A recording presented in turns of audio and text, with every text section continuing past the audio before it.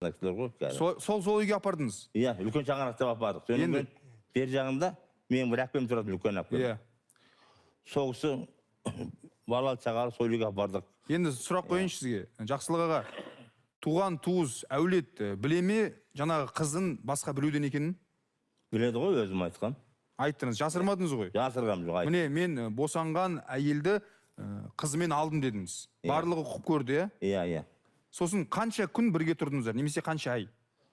В общем, бір айдай ғой, бір ай. Әпкем үйінде тұрдық ғой, балалы шағалы үй ғой енді. Иә. Қойда тұрдық. Басында сіздер әпкеңіздің шаңырағында тұрдыңыздар. Иә. Одан кейін бөлек шығуға не себеп болды? Адам көп болған жерде? Не себеп болғанда жоқ, ана енді үлкен семья ғой. Оның үстіне мен ойлаймын, аналар шумды көп не қылмадым екен. Сондай неш балалы. Өзіңіздің баспайлы үйіңіз қайдағы? Мен үйім жоқ қой. Үйім жоқ. Сол жаңағы үлкен үй, жаңағы кірген үйде. Иә. Сол қара шаңырақ соғыс болған. Ол өзі аға жеңген. Біздің тілшілер барды ғой ол қара шаңыраққа? Барды, сөйдім. Иә, барып түсіріп қайттық. Көз жеткізейік деп қазір сіздерге де таныстырайық, экранға жер салыңыздар. Осы үйде тұрдым ғой. Әпкем қолында. Үш жүрге, иә, әбет жылы үй, үлкен үй болған. Сол кезде ақ қызық кішкене шерасын шайық деп мен осы үлкен үй болған еді. Мақсатыммен. Жалғыз басты азаматқа әпкесі қамқор болған екен. Алайда қазір ол кісі жоқ, өткен жылы өмірден қайтыпты. Бауырым келді деп алдынан жүгіріп шығатын әпкесі тұрмақ, әпкесі тұрған үйде жоқ қазір. 2 жыл бұрын өртеніп кетіпті. Сондықтан Жақсылық Әбдікімов туысқан ағасы Дәулетжан Саржанұлының баспанасын паналап жүр. Тағдырдың басқа салған тауқыметі шығар, бұл кісі де жалғыз басты адам. Қария інісінің денсаулығына алаңдайды. Өзіндегі денсаулықтарын көріп отырсыздар ғой, енді ол қандай екенін, мен қалай өмір сүріп тұрғанды, қалай не. Өзінде жасым 72-ге келіп отыр. Маған да оңай емес. От жағы күл шығар, мынау келгеннің өзінде 7-8 ай қыс болады.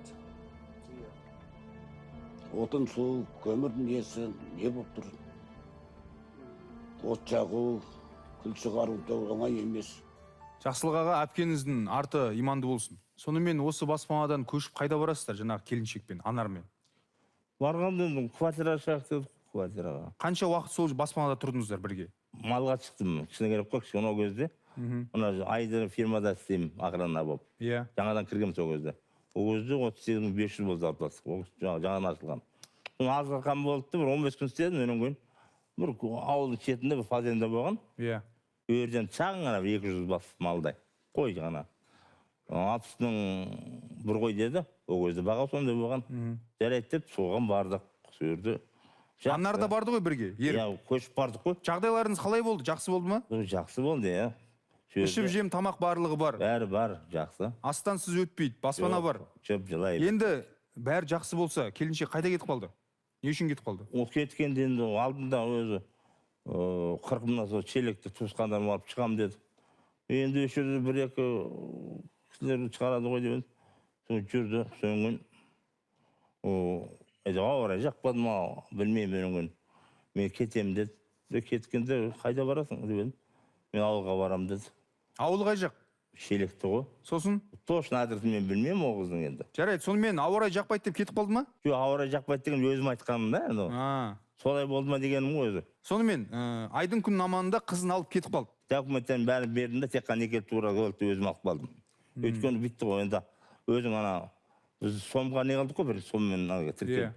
Сомға барды аржазды өзің не қыла бір. Аржаса бір мен ешқандай дау-дабайым жоқ, қыз өзімді кетеді. Кетіп қалғанына Анардың қанша уақыт болды? В общем, 3 жылдай болды ғой. Сол кеткенде мол кетті, көріспедіңіздер ғой? Жоқ, көрмедік. Жаңа түскен жас әйел құндақтаулы баласын алып қайда кеткен?